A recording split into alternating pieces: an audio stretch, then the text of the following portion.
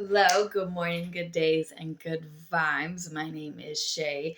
Today we are going to be talking about Mars in Cancer from something in 2030, July in 2030 to August 2030.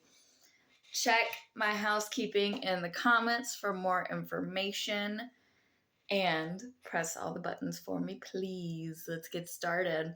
Mars goes into Cancer approximately July 2nd, 2030, and it makes a semi sextile to Saturn in Gemini at 4 degrees. What does this mean? So, semi sextiles, that aspect in astrology is a learning teaching. So the sign ahead teaches the sign that it came from, basically. In this scenario, Mars in Cancer teaches Saturn in Gemini. Well, let's start with what Mars is.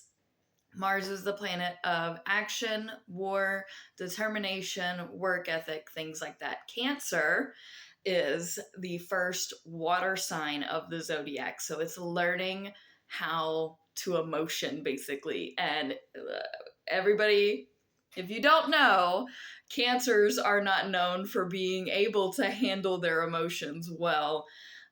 They are emotionally all over the place, right? And Mars being there, I have a Mars retrograde in Cancer. So trust me, this hits home. Mars in Cancer is basically acting for nurturing, it's acting for your family. Cancer is very family oriented. Cancer is the mother of the zodiac. So it's everything dealing with mama stuff, baby mama, your grandmama. It is nurturing. Cancers are the most reflective sign, and I don't necessarily mean like they give you back what you put in. What I mean is they're the most nostalgic sign in the zodiac. So most, in my professional view, people that are hoarders are more likely to have a lot of Cancer traits because of the nostalgia and the need to like keep it close to home, keep it close to your heart. And they want to provide for you. Now, Mars does not, no, like being in Cancer. It is the wrong place to be because you are acting emotionally. You are not acting like an air sign, which would be mental and logical. You're not acting like fire, which is passion and drive. You're acting on your emotions. So let's start there. A semi sextile, now, this active emotion is teaching Saturn in Gemini. Now, if you want to go back to my Saturn in Gemini video, I have a link in the comments in my housekeeping so that you can find that video in the astrology predictions playlist that I have. So, Saturn, wisdom, father time in Gemini, all over the place, right? Gemini is running in every direction. Saturn is not comfortable in Gemini. Mars is not comfortable in Cancer. So these are uncomfortable placements that are Mars is now having to teach Saturn. So how do I want to explain Saturn and Gemini? They don't know the right thing to do. Saturn in Gemini sketches me out to all kinds of craziness. Now, I'm a biased astrologer. I definitely dislike many, many things, let's be honest, but I also have an issue with many, many people. So it's a me problem, but you're getting my predictions. You're here with me. So this is what we're doing. Saturn being the right thing to do and Gemini being duality is you don't know. You can't mental what is right, what is stable, what is good, what is bad, what is anything. You know, Gemini is in their head And Saturn is a very staunch, where here it is probably one of the most grounding planets.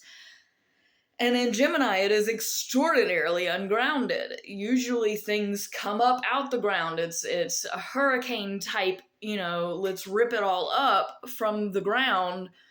And Mars is saying, well, you should cry about it. That's what we're teaching here, is you need to feel more about these decisions and indecisions and craziness. Like, this is when you break down. Okay, great. Thanks, Mars. Then we have an inconjunct to Pluto in Aquarius at 11 degrees.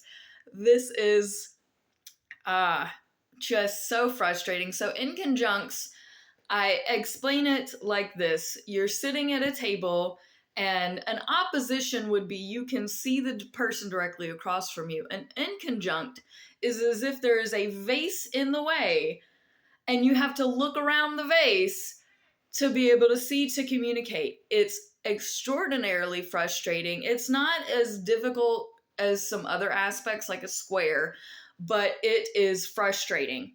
So the Mars in Cancer, this emotional action, is having to go around to Pluto, which is sex, death, transformation, reincarnation, and Aquarius, which is social, friendships, craziness, random change, just anything could happen. So you're going around and it's like, am I being too emotional about this? Is my emotions messing up the vibe of other things that are happening, crazy, random? Probably, because Pluto is also in conjunct Mars. So Pluto's also going to be irritated by this emotional, because you saw changes coming. You saw this craziness happening, and you're upset about it. You saw this coming. You knew this was happening. Why are you crying about? Why is this bothering? And Mars in Cancer is like, because it keeps changing, because it doesn't make sense, and I'm just an emotional basket case. So, great. We have a square now to Neptune retrograde in Aries at 13 degrees. So God, the spirit, which is Neptune, the ethereal, the things that you can't quite grasp, these Neptune can sometimes be addictions and it's things that you can't hold on to, and it just slips away from you. It's very dreamy, right? In Aries, it is passion and action. You're working towards God. You're actively for yourself. Like, it's you and God, right? That's Aries is self, Neptune, spirituality. So your spirituality is not jiving with the active emotional outbursts. And same thing, your active emotional outbursts are not helping your spirituality. So best of luck with that. Sextile now to Chiron in Taurus. This is at 16 degrees. A little bit of a breath. So Chiron is healing in others that which you cannot heal in yourself. And in Taurus, it's the home, it's your values, it's the things that you're comfortable with, it's creature comfort. So we're healing our homes, we're cleaning our homes, we're figuring out what home means to us, and how that can help heal us, and how our home lives can help heal other people. And that is sextile all of this crazy emotion. So a great time to seek out your therapist, a great time to seek out your medical health professional, mental health professional. Like, this is the time where if you need to run and hide into somebody's arms for comfort, especially water people, find your earth people for comfort. Go seek your comfort. And earth people, just be prepared that you're going to have to stay your stable self. You're going to have to stay strong through all of this for all of your emotional friends. Then we have a trine to Jupiter in Scorpio. Now, Jupiter in Scorpio has not wanted to make a big scene, has not wanted to talk big about all of this, has wanted to keep quiet and under the radar and don't talk a whole lot. And so this may be a moment in time where Mars in Cancer, this active emotion, just needs to sit and cry about it and just let it out. Get it all out, please, while this is happening. This is the time to just flush it, because you have an opportunity to be vulnerable and it not be, and now it's Scorpio, so it may still be used against you later, much later. And Cancers hold on to a lot of stuff too. So like, can you water people just not do that? Like, can you be vulnerable and be nice and be cuddly and kind and let these people have an emotional breakdown and not hold on to it so you can use it later? Just don't do that. But this is the time where you find your trusted person and you just don't even speak. You just cry on their shoulder, babe. Because this is going to be cathartic, therapeutic.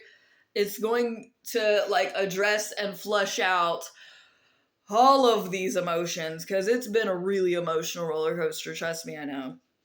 And then we have a semi-sextile to Uranus in Gemini at 21 degrees, simultaneously a semi-square. I do not really talk about semi-squares a whole lot because math, but this is to Saturn in Gemini at 6 degrees. A semi-square is a 45-degree angle.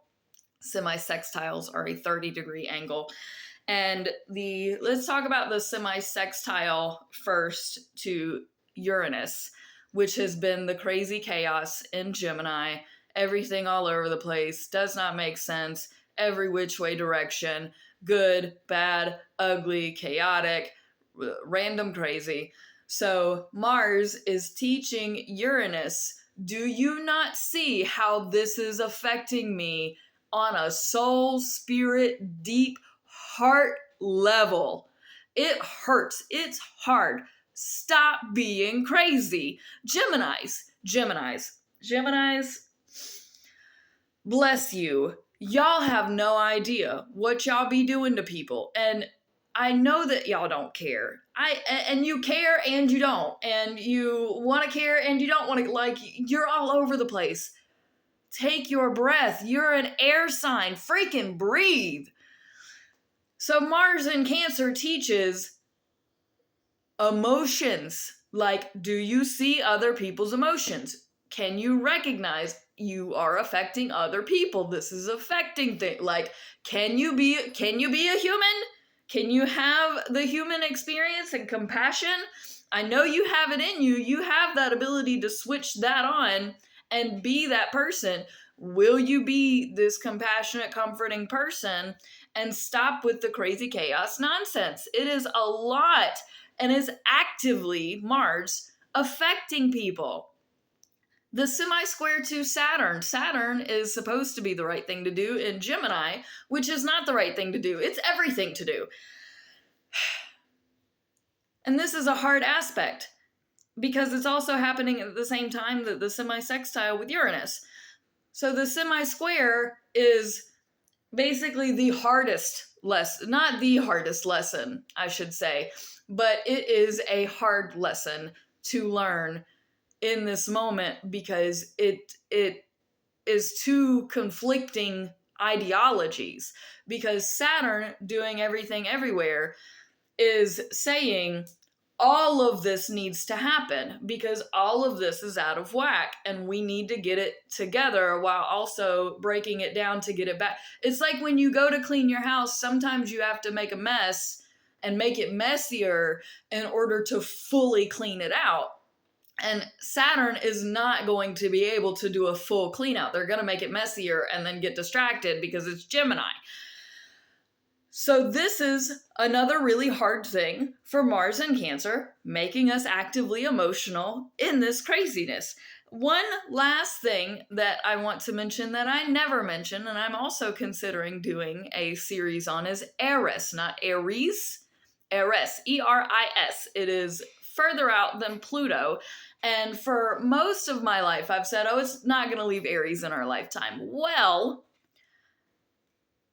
That's because it's been in Aries for so long and I just never looked that far ahead, but eventually it will be going into Taurus. And I am really considering doing a series on Eris. So please leave in the comments if you want me to do that. Eris is the dwarf planet of basically, it is the feminine higher octave of Mars and a feminine version of Pluto, like combined.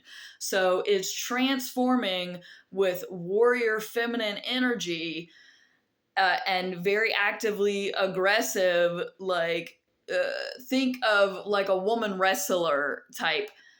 That has been in Aries, which is war and action and movement.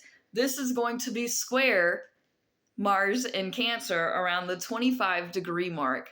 So if you're going to get angry about everything that's been happening, if you're going to let that impact you and let that make a statement and let that be powerful, that there are so many injustices and there are so many things wrong with everything, right?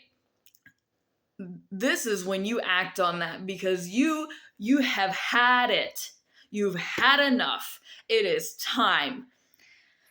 Then Mars goes into Leo approximately August 16th, 2030. Thank you so much for watching. Peace out, fam. Much love. Press on the buttons.